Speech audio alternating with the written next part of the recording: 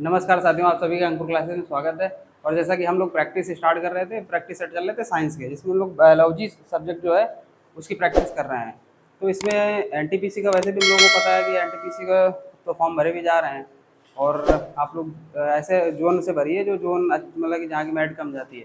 लेकिन ऐसा भी नहीं है कि जहाँ जिस जोन की मेरिट हाई जा रही है तो वहाँ की मेरिट हाई जाएगी, क्योंकि जो मेरिट होती है वो कभी कभी फ्लक्चुएट करती है। मतलब कि कहीं पर मान लो प्रीवियस ईयर जो भी वैकेंसी आई उसमें अगर कहीं पर वैकेंसी जो है वो मतलब कि थोड़ा हाई गई है, तो मतलब दोबारा ये हो सकता है वहाँ की उतनी हाई ना जाए। अब जैसे कि जो नियर बाई होता है, जैसे मान लो अपना गोरखपुर हो गया, इलाहाबाद हो गया, यहाँ पर क्या है मेरिट थोड़ा हाई जाती रहती ही रहती है। रीज़न ये है कि लोग ये सोचते हैं कि हम अपने नियर बाई या अपने घर के आसपास ही पोस्टिंग हो जाए तो ज़्यादा सही। तो इससे यहाँ पर क्या होता है, जो पहले के कैंडिडेट होते हैं जो मतलब कि कहीं ना कहीं जॉब कर रहे होते हैं रेलवे में ही, तो वो लोग ये सोचते हैं कि हम अपने ही नियर बाई पहुँच जाए तो ज़्यादा अच्छा है, जहाँ हमारा निवास स्थान है वहाँ पहुँच जाए तो ज़्यादा सही। इसलिए थोड़ा यहाँ की मेरिट थोड़ा हाई चली जाती है।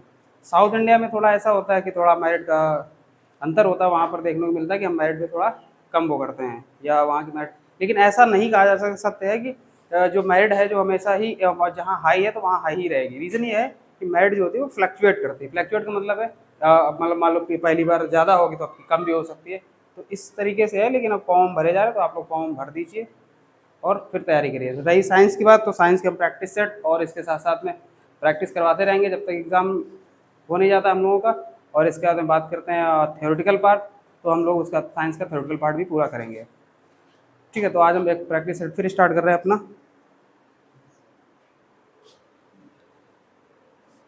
तो प्रैक्टिस सेट हमारा रहेगा बायोलॉजी का।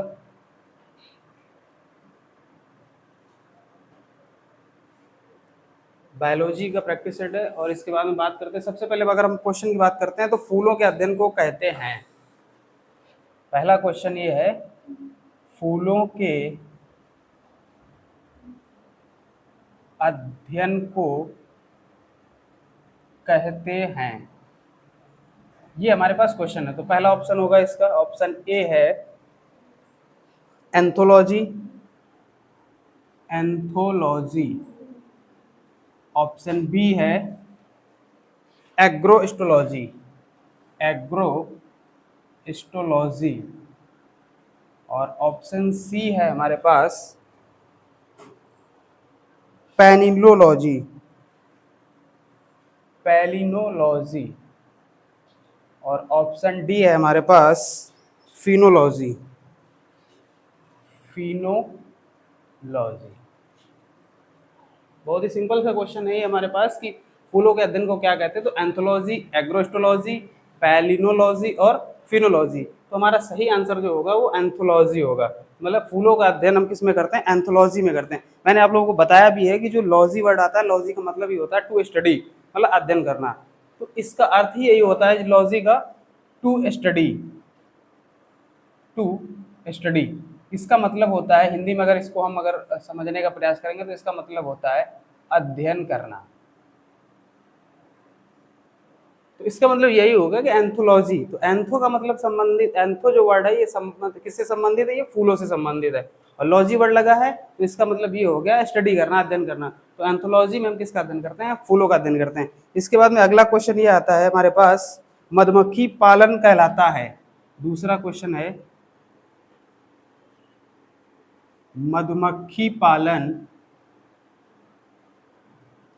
कहलाता है। हमारे पास चार ऑप्शन है। ऑप्शन ए है हमारे पास एपीकल्चर।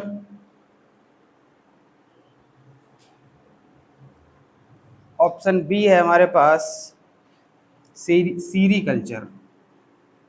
सीरीकल्चर। और ऑप्शन सी है एग्रोनॉमी। एग्रोनॉमी। और ऑप्शन डी है हमारे पास हॉर्टिकल्चर। हॉर्टिकल्चर। तो आपके पास चार ऑप्शन है, एपीकल्चर, सीरीकल्चर, एग्रोनॉमी और हॉर्टिकल्चर। तो इसका सही आंसर क्या होगा, मतलब मधुमक्खियों का पालन, मधुमक्खियों का पालन किया जाता है, मधुमक्खियों की खेती करी जाती है। एक तरीके से हम लोग बोल सकते हैं कि मधुमक्खियों की खेती करी जाती है। तो एपीकल्चर जो हमारा आंसर होगा वो सही होगा। एपीकल्चर के अंतर्गत हम किसका अध्ययन करते हैं या किसके बारे में, किसका पालन होता है, वो मधुमक्खियों का पालन होता है। क्योंकि मधुमक्खियों को भी हम लोग उसमें रखते हैं, व्यापारिक उसमें रखते हैं कि इसका मधुमक्खियों का पालन करके हम शहद निकाल करके उसकी बिक्री करते हैं। तो ये भी एक तरीके का क्या हो जाता है, एग्रीकल्चर से ही संबंधित होता है। ऑप्शन क्वेश्चन नंबर 3 की बात करते हैं।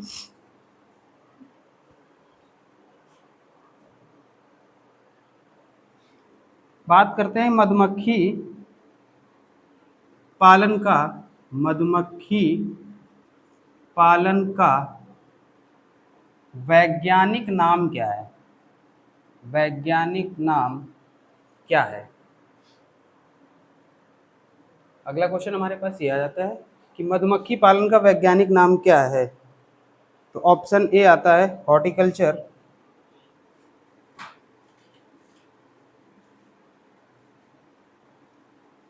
ऑप्शन बी है हमारे पास सेरिकल्चर, ऑप्शन सी है एपिकल्चर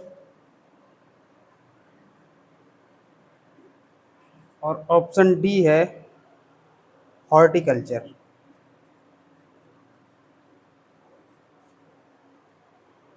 तो देखो क्वेश्चन तो वही है, मधुमक्खी पालन कहलाता है तब भी आप लोग एपीकल्चर बोलोगे, और फिर उसने बोला मधुमक्खी पालन का वैज्ञानिक नाम क्या है, तब भी आप किसको बोलोगे, एपीकल्चर की को बोलोगे। मतलब एक ही क्वेश्चन को उसने दो तरीके से पूछ लिया। मतलब अगर एपीकल्चर वर्ड ये शब्द है, इसको उसने दो तरीके से पूछा है क्वेश्चन में, मधुमक्खी पालन का वैज्ञानिक नाम। अब हम लोग थोड़ा यहाँ पर कंफ्यूज होते हैं कि वैज्ञानिक नाम तो कुछ और, उसने एक्चुअल में मधुमक्खी पालन का वैज्ञानिक नाम पूछा है, ना कि मधुमक्खी का वैज्ञानिक नाम पूछा है।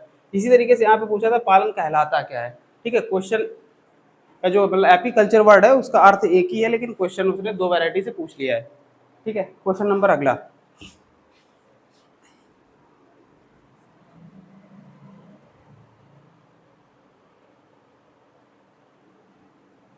जीव विज्ञान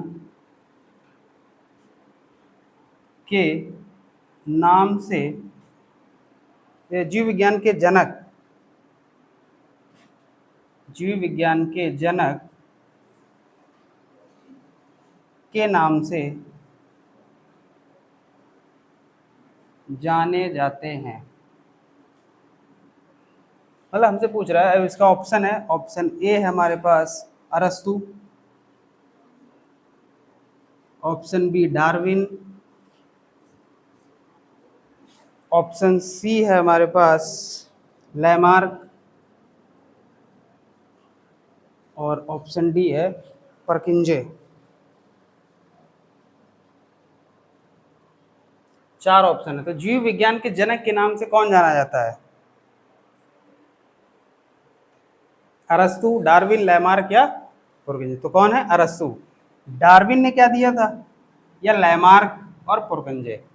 अगर ये चार ऑप्शन है तो बात करते हैं, अगर डार्विन ने किसकी खोज करी थी, बता सकते हो तुम लोग भी? डार्विनवाद, डार्विनवाद सिद्धांत किसने दिया? डार्विन ने, डार्विनवाद सिद्धांत। एक्चुअल में आगे चल करके डार्विनवाद का एग्जांपल जो उन्होंने अपना जो थ्योरी दी थी, इन्होंने जो बताया था वो आगे चल फेल हो जाता है। लैमार्क ने, लैमार्क ने जो है वो जीव विज्ञान, बायोलॉजी शब्द दिया था, बायोलॉजी जो टर्म दिया था वो किसने दिया था? लैमार्क ने। लैमार्क और इनके साथ में एक और साइंटिस्ट का नाम जोड़ लो, ट्रेविरेनस, ट्रेविरेनस। तो अगर बात आती बायोलॉजी टर्म की तो किसने किसने दिया? लैमार्क और ट्रेविरेनस ने। पुरकिंजे, पुरकिंजे ने जीवद्रव का जीवद्रव्य नाम जो है पुरकिंजे ने रखा था। मतलब ये अब नहीं बताएंगे, इसको लिख लो आप, प्रोटोप्लाज्म।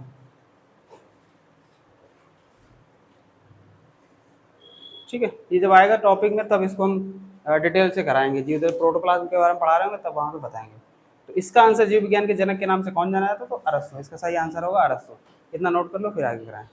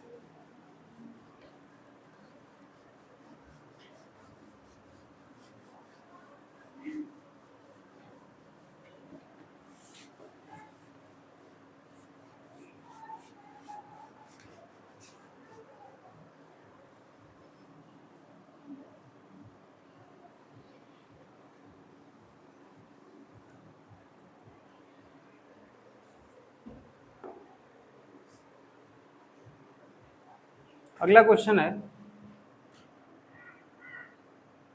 विटीकल्चर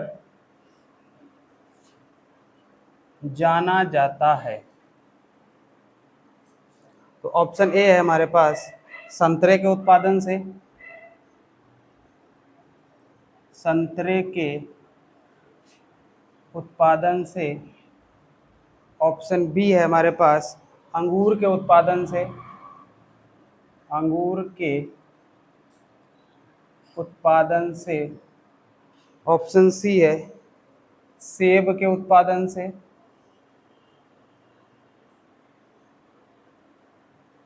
सेब के उत्पादन से। और ऑप्शन डी है केसर के उत्पादन से, केसर के उत्पादन से।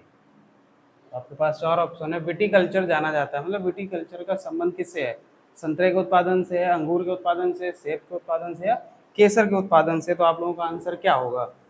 तो जो विटीकल्चर है वो अंगूर के उत्पादन से, अंगूर के उत्पादन में अगर पूछा था अंगूर का उत्पादन किस से उत्पादन है किससे संबंधित है, तो वो विटीकल्चर से संबंधित है। अगला क्वेश्चन, क्वेश्चन नंबर 6। बात करते हैं कि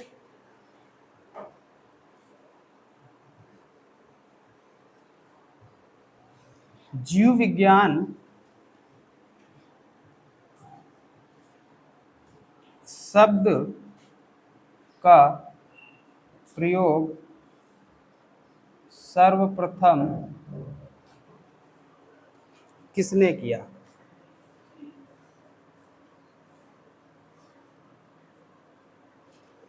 तो हमारे पास ऑप्शन है अरस्तु,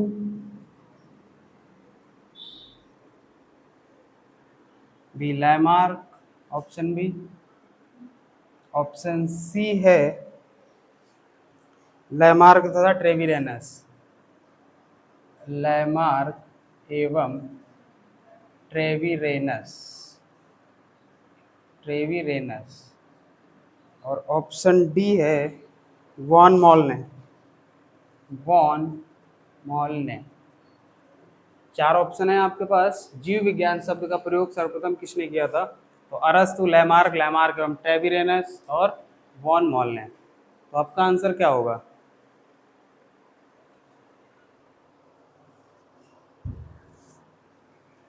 जीव विज्ञान का मतलब यही है कि किस शब्द की बात हो रही है? बायोलॉजी की। तो अभी हमने आपको पिछले क्वेश्चन में बताया था कि जो है लैमार्क और ट्रेविरेनस। यहाँ पर ऑप्शन बी और सी देखोगे कुछ गड़बड़ सा लग रहा है, क्योंकि लैमार्क भी दे रखा है और लैमार्क एवं ट्रेविरेनस से दे रखा। अगर बात यहाँ पर ट्रेविरेनस को अगर हम हटा देते थोड़ी देर के लिए और यहाँ पर कुछ और होता तो फिर आंसर लैमार्क होता, या लैमार्क ना होते तो ट्रेविरेनस दे देता तो फिर ट्रेविरेनस सही होता है। लेकिन उसने बोला है लैमार्क एवं ट्रेविरेनस, तो आंसर हमारा ये होगा ना कि ये होगा। तो ऑप्शन हमारा कौन सही है? ऑप्शन सी सही है। ठीक है, अगला क्वेश्चन, कच्चे रेशम के, कच्चे रेशम के उत्पादन के लिए, उत्पादन के लिए किया गया रेशम कीट पालन कहलाता है। के लिए किया गया रेशम कीट पालन कहलाता है।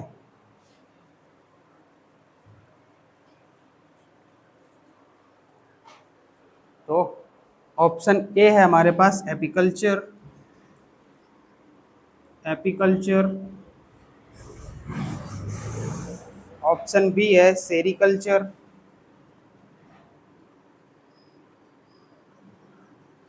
ऑप्शन सी है एग्रीकल्चर, ऑप्शन डी है फ्लोरिकल्चर, फ्लोरिकल्चर। तो कच्चे रेशम के उत्पादन के लिए किया गया रेशम कीट का पालन। देखा होगा हम लोग रेशम के कपड़े पहनते हैं, बोलते हैं रेशम का धागा है, तो रेशम का धागा, तो ये रेशम के कीट पाले जाते हैं। जैसे मधुमक्खियों का पालन होता है उसी तरीके से रेशम के कीटों का भी पालन किया जाता है। तो क्वेश्चन हमसे पूछता है कि कच्चे रेशम के उत्पादन के लिए किया गया रेशम कीट पालन क्या कहलाता है। मतलब हम जिस जो रेशम के कीटों को पालते हैं वो क्या कहलाता है।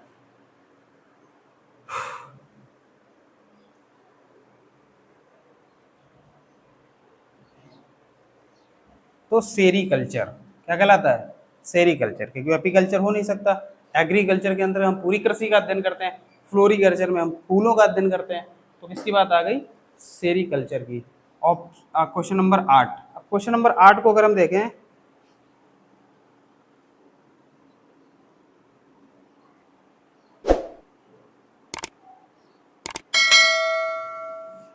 पराग कणों का अध्ययन, पराग कणों का अध्ययन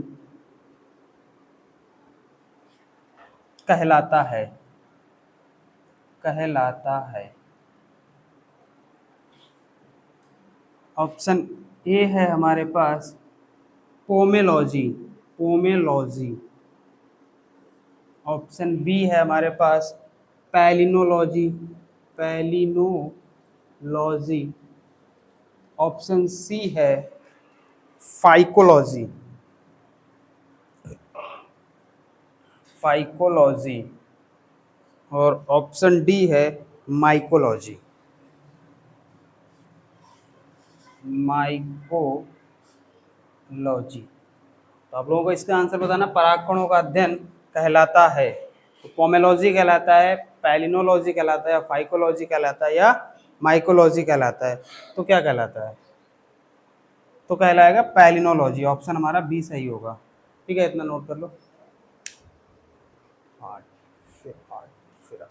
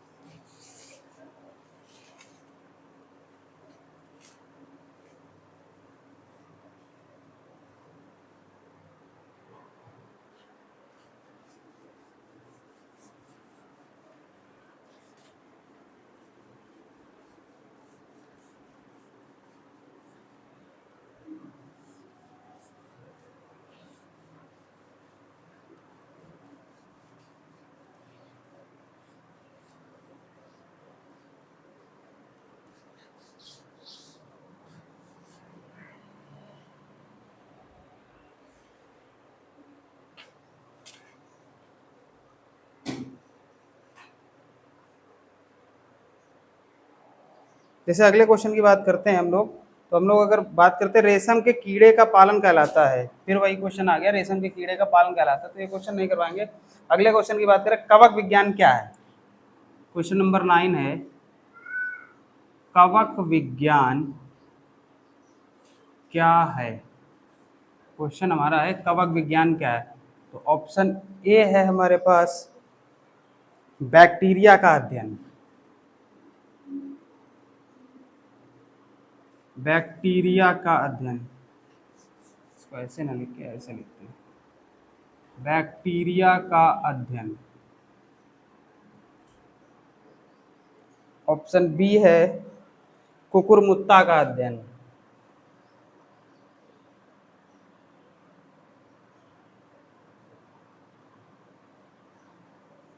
ऑप्शन सी है वायरस का अध्ययन, वायरस का अध्ययन। और ऑप्शन डी है परजीवियों का अध्ययन, परजीवियों का अध्ययन। तो आप लोगों को आंसर देना है इसमें कि कवक, तो कवक वैसे देखा जाए तो कवक बैक्टीरिया को ही बोलते हैं, तो ऑप्शन ए सही होगा। ठीक है, क्वेश्चन नंबर 10। क्वेश्चन नंबर 10 की बात करें तो हम आपसे पूछे माइकोलॉजी, माइकोलॉजी फिर डेडस के अध्ययन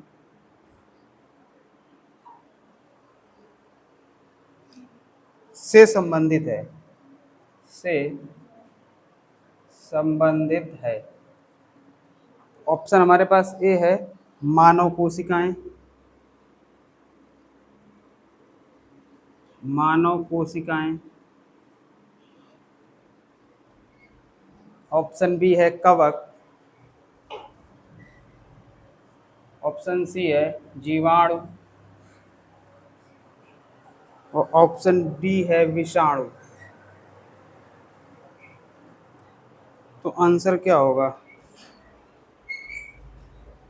माइकोलॉजी। तो माइकोलॉजी में हम लोग क्वेश्चन ये है हमारा माइकोलॉजी, तो मानव कोशिका है, तो मानव कोशिकाओं का अध्ययन करते नहीं है हम, बैक्टीरिया का भी नहीं करते हैं और वायरस का भी नहीं करते, तो बस तो हमारे पास क्या है? कवक। तो माइकोलॉजी के अंतर्गत हम किसका अध्ययन करते हैं? कवकों का अध्ययन करते हैं, कवक का अध्ययन करते हैं। Question number 11। क्वेश्चन नंबर 11 की बात करें तो क्वेश्चन ये आता है बन करके हमारे पास हीमेटोलॉजी। हीमेटोलॉजी का अध्ययन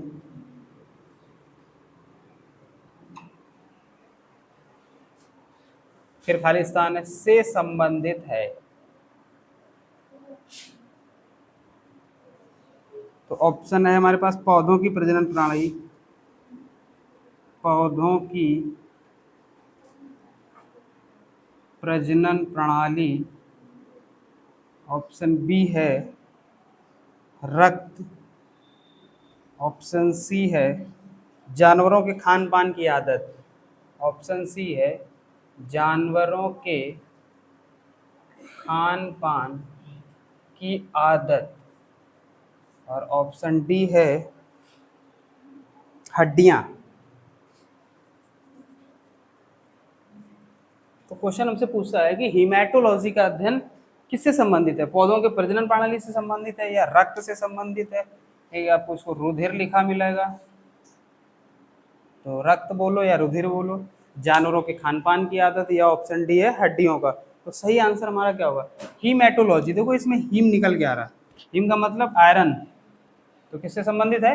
रक्त से संबंधित है। क्वेश्चन नंबर 12 देखो। क्वेश्चन नंबर 12 की बात करते हैं तो बात ये आती है सॉरीकल्चर। सॉरीकल्चर का अध्ययन है। ऑप्शन ए मच्छर। ऑप्शन बी छिपकली। ऑप्शन सी तिलचट्टा।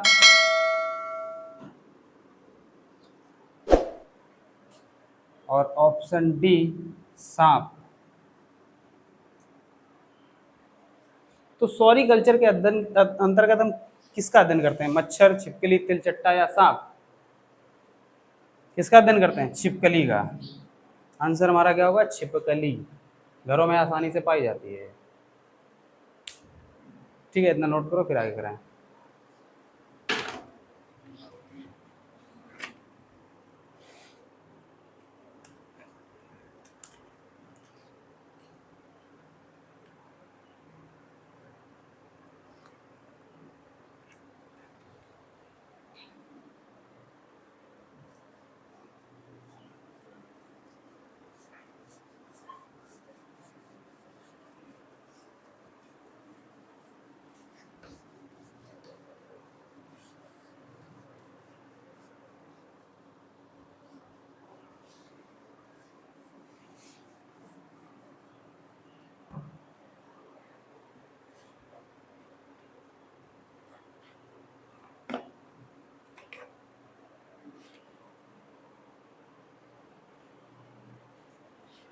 अगला क्वेश्चन है क्वेश्चन नंबर 13। एरिनियोलॉजी।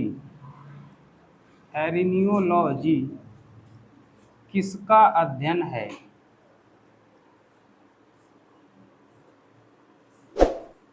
मैंने आप लोगों को बताया था, एक दिन बताया था कि कि हम लोग जब बायोलॉजी पढ़ते हैं तो उसमें लॉजी वर्ड बहुत सारे, लॉजी का मतलब ही यही होता है। जैसे हम लोग अगर थ्योरी वाले पार्ट में बात करें तो हम लोगों ने बात करी थी साइटोलॉजी की। तो मैंने आप लोगों से बोला था कि विज्ञान में बहुत सारी ब्रांचेस हैं जिनका हमें स्पेशली अध्ययन करना होता है, जिसमें कि मतलब स्पेशली अध्ययन का मतलब हमें एक एक पार्ट की, अब जैसे बात करते हैं जैसे एरिनोलॉजी हो गया या फाइकोलॉजी या सेरिकल्चर, मतलब हमें एक विशेष उसी फील्ड का अध्ययन बहुत ही कायदे से करना होता है, उसकी जानकारी प्राप्त करनी होती है, फिर उसके बारे में हमको बताना होता है चीज़ों को। तो इसीलिए अब बात आती है एरिनोलॉजी किसका अध्ययन है? तो ऑप्शन ए है हमारे पास माहू का अध्ययन, माहू जानते होगे ना कि माहू लग गई, माहू लग गई, वही है माहू, माहू का अध्ययन। ऑप्शन बी है मकड़ों का अध्ययन, मकड़ी बोल सकते हो या मकड़ों का अध्ययन, मकड़ों का अध्ययन। भाई मकड़ी छोटी होती होगी, मकड़े बड़े होते होंगे, थोड़ा बहुत साइज में यही होता होगा। ऑप्शन सी, ऑप्शन सी की बात करें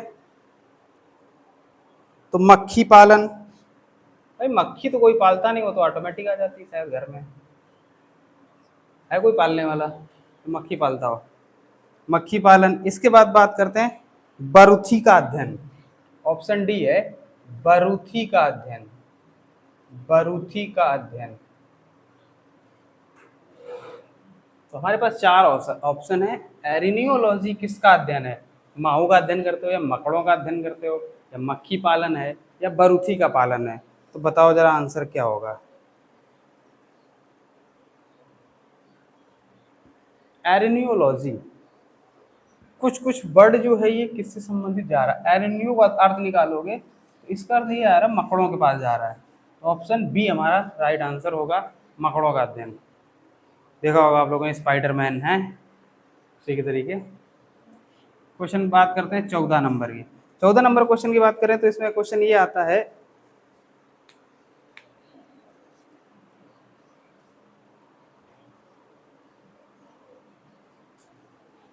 निम्नलिखित में से किसमें, क्वेश्चन ये है निम्नलिखित में से किसमें मनुष्य का अध्ययन होता है।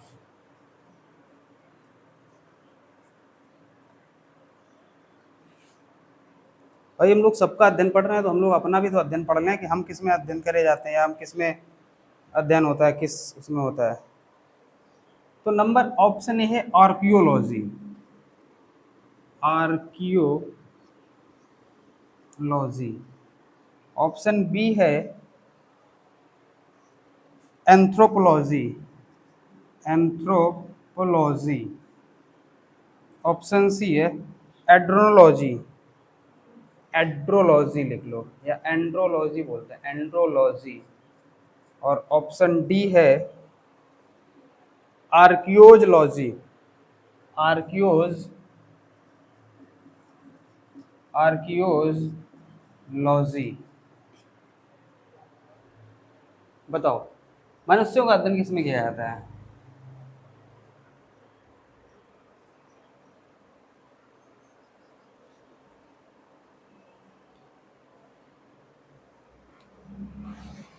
निम्नलिखित में से किसमें मनुष्यों का अध्ययन किया जाता है, तो हम लोग जो अपना अध्ययन है वो करते हैं एंथ्रोपोलॉजी में। Option B is the right answer. ठीक है, अब बात ये आती है कि मनुष्य का वैज्ञानिक नाम क्या है, तो क्या है होमोसेपियंस। हम लोग कैसे जानवर हैं, होमोसेपियंस, घरेलू जानवर है ना। लेकिन हम लोग सोशल एनिमल बोले जाते हैं। अब किसी को अगर ये बोल दो कि हम जानवर हैं, तुम जानवर हो, तो बुरा मान जाएगा। सोचने का नजरिया है। अगर किसी को बोलो बहुत शेर हो तुम, तो बड़ा खुश हो जाता है, अरे हमको शेर बोल दिया। ठीक है, कह दो तुम बोल, अगर किसी को बोल दो कि तुम जानवर हो, तो क्या कह लो हमको जानवर बोल रहे। तो हम लोग जानवर हैं, एक्चुअल में भी हैं, लेकिन कैसे जानवर है, सोशल एनिमल बोले जाते हैं, क्योंकि कंडीशन वही बायोलॉजी के थ्रू है। ऐसे बोल दोगे तो आदमी तुमको मारेगा अलग से, क्या हमको जानवर बोल रहे हैं, नहीं ऐसा नहीं। हम लोग जब साइंस की भाषा में जाते हैं तो हमारे जो टर्म्स या हमारी जो कंडीशन है, हमारे जो कैरेक्टर्स पाए जाते हैं, जो लक्षण है, वो एक एनिमल में भी वही है, हम में भी है। तो लेकिन हम कैसे हो जाते हैं, हम लोग सोशल एनिमल हो जाते हैं। सोशल, जिनको सामाजिक ज्ञान है और बुद्धि का स्तर होता है और सोशल जानकारी होती है, तो हम लोग सोशल एनिमल के अंतर्गत आते हैं। इसको कोई अदरवाइज ना ले ऐसे वर्डों को। 15, अब क्वेश्चन नंबर 15 की बात करते हैं। क्वेश्चन नंबर 15 में क्वेश्चन ये आता है कि मानव त्वचा का अध्ययन, मानव त्वचा का अध्ययन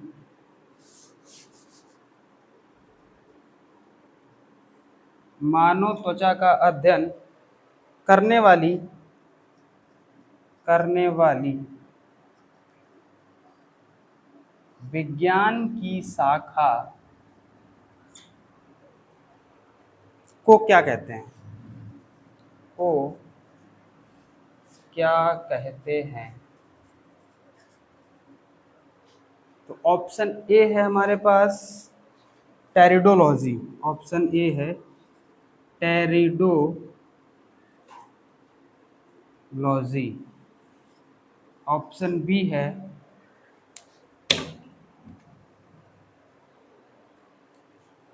स्किनोलॉजी। स्किनोलॉजी। ऑप्शन सी है डर्मेटोलॉजी या डर्मेटोलॉजी।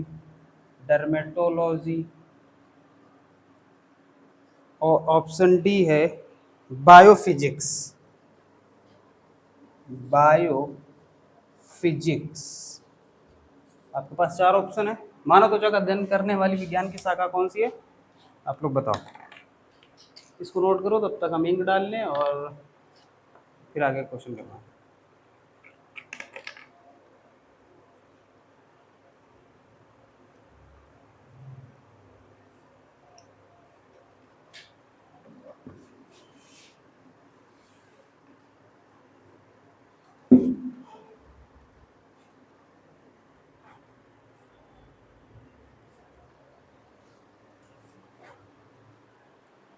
तो मानव त्वचा का अध्ययन, जो हमारी स्किन होती है, उस स्किन का अध्ययन हम करते हैं डर्मेटोलॉजिस्ट में। बोलता नहीं है कि जब हमें कोई स्किन डिसीज हो जाती है तो हम किसी डर्मेटोलॉजिस्ट को दिखा लो। डर्मेटोलॉजी में अध्ययन करते हैं मानव त्वचा का, और जो इसका अध्ययन करता है, जो इस ये डिग्री ले लेता है, जिसके बारे जो इस चीज को पढ़ लेता है मानव त्वचा के बारे में, उसको डर्मेटोलॉजिस्ट बोला जाता है, त्वचा रोग विशेषज्ञ। ठीक है। तो जितने भी डॉक्टर होते हैं वो डर्मेटोलॉजिस्ट संबंधित होते हैं, जो त्वचा के बारे में जानकारी रखती है, त्वचा का इलाज करते हैं, उनकी डिसीज़ को निपटारा करते हैं, हम लोगों को हेल्प करते हैं। तो किसके अंतर्गत आते हैं? डर्मेटोलॉजिस्ट के अंतर्गत आते हैं, उनको हम बोलते हैं डर्मेटोलॉजिस्ट। और मानव त्वचा का अध्ययन किया जाता है डर्मेटोलॉजी में। ठीक है, नोट तो हो गया होगा। चलो हटाएं ये सब फिर। अब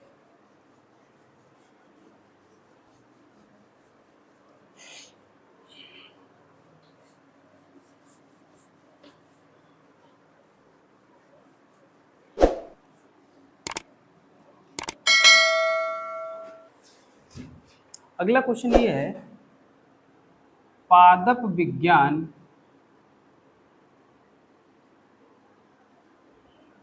में किसका अध्ययन किया जाता है? किसका अध्ययन किया जाता है? तो हमारे पास ऑप्शन ए है मानव शरीर रचना। ऑप्शन ए है मानव शरीर रचना। ऑप्शन बी है पौधों का। ऑप्शन सी है शुद्ध यांत्रिकी या शुद्ध मात्रिकी, लिखो शुद्ध मात्रिकी। और ऑप्शन डी है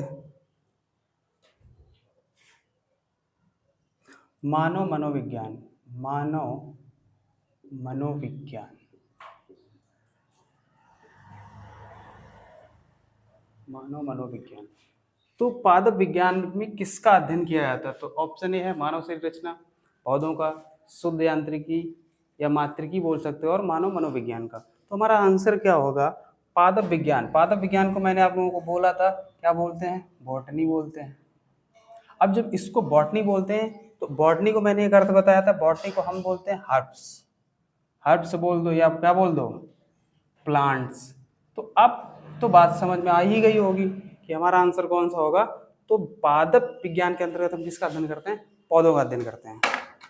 ठीक है, अगला क्वेश्चन।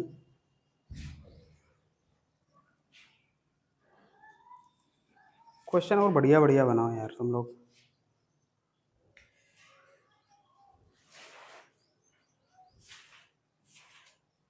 जानवरों को, अगला क्वेश्चन ये है, जानवरों को या जानवरों के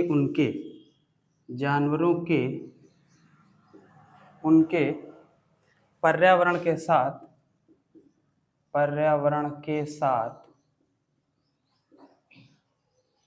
संबंधों के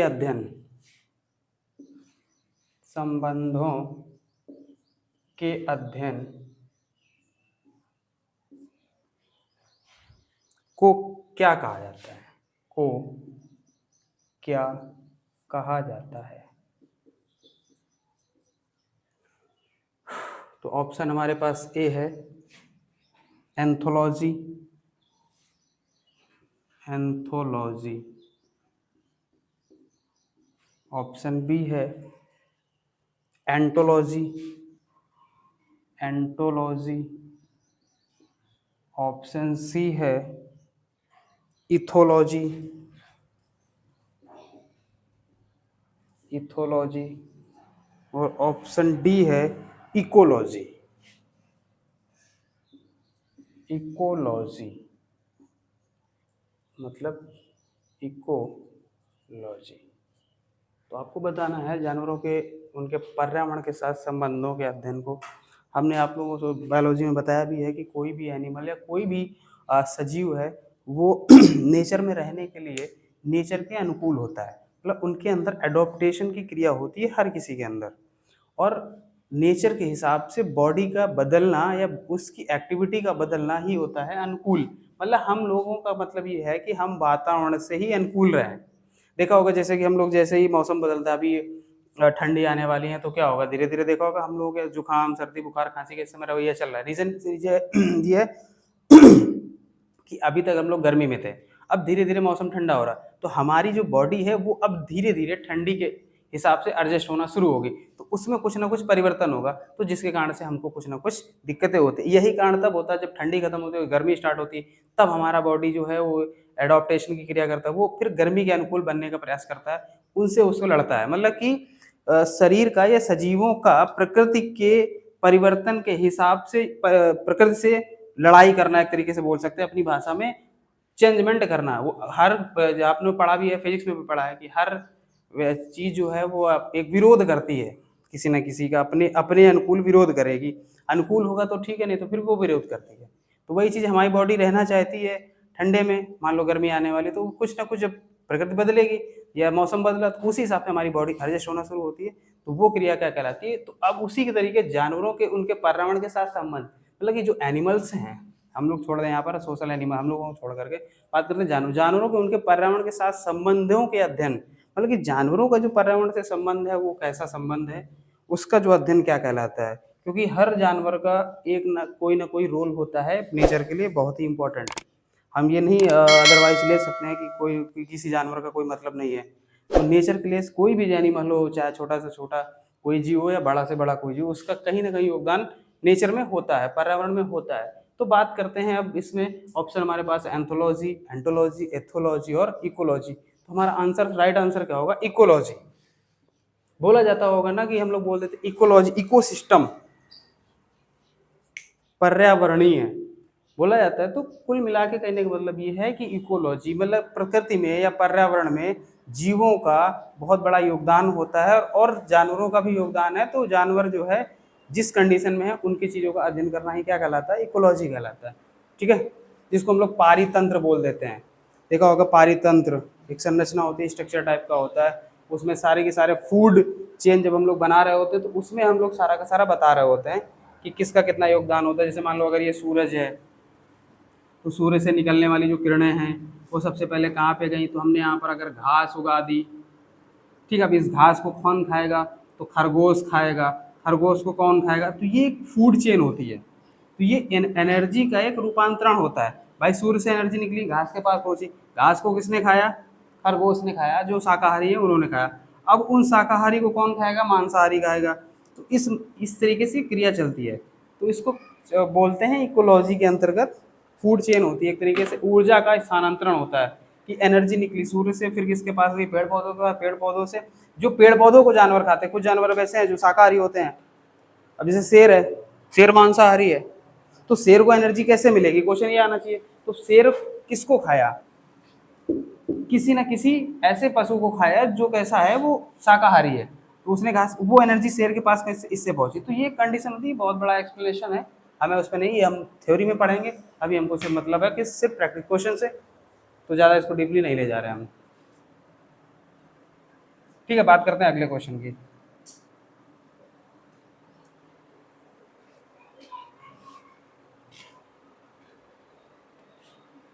अगला क्वेश्चन ये है, कोशिकाओं के अध्ययन को, कोशिकाओं के अध्ययन को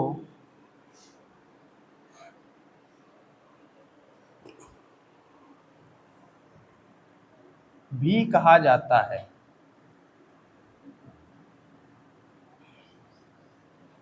तो ऑप्शन ए है साइटोलॉजी,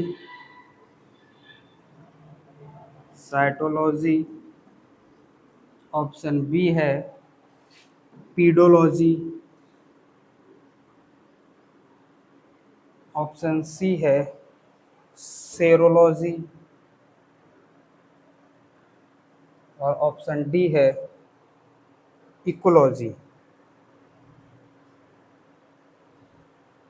तो कोशिकाओं को अध्ययन को हम लोग ने थ्योरी वाले पार्ट में भी पढ़ा था कि कोशिकाओं को हम सेल बोलते हैं, तो सेल तो किसके अंतर्गत अध्ययन करेंगे हम लोग, साइटोलॉजी के अंतर्गत। ठीक है, और ये जो जितने भी हमने क्वेश्चन करवाए हैं, लगभग 17-18 क्वेश्चन करवाए, ये सारे के सारे क्वेश्चन कहीं ना कहीं एग्जाम में आए हुए हैं।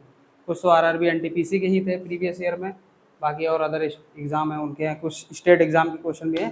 तो हम धीरे धीरे कोशिश करेंगे और अच्छे से अच्छे क्वेश्चन लाने की।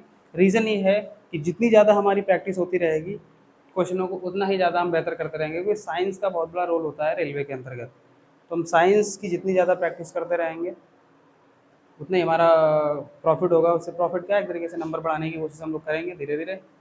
और हम नए नए क्वेश्चन एक तरीके से जो आने एग्ज़ाम में आने वाले हैं, हम उन पर रिसर्च करेंगे, उनको हम अपना खोजेंगे, निकालेंगे, किसी न किसी प्रीवियस ईयर से आए हुए जो भी क्वेश्चन है, या किसी को जो कोई भी एग्ज़ाम हो रहा है, चाहे एसएससी का हो, चाहे और भी कोई स्टेट एग्ज़ाम हो, उन सारे के क्वेश्चन धीरे धीरे हम आप लोगों को देते रहेंगे। कम से कम 20-25 क्वेश्चन हुआ करेंगे। इसके साथ साथ में बायोलॉजी के साथ साथ में बात करते हैं हम लोग केमिस्ट्री की। तो अभी हम कुछ 1-2 दिन में हम केमिस्ट्री की भी क्लास स्टार्ट करने वाले हैं। केमिस्ट्री में प्रैक्टिस सेट पहले स्टार्ट करेंगे, देखो अगर होगा तो थ्योरी पार्ट लेकर के आएंगे बायोलॉजी का पार्ट कंप्लीट होने के बाद में। ठीक है, तो आज इतने ही क्वेश्चन रखते हैं। Thank you.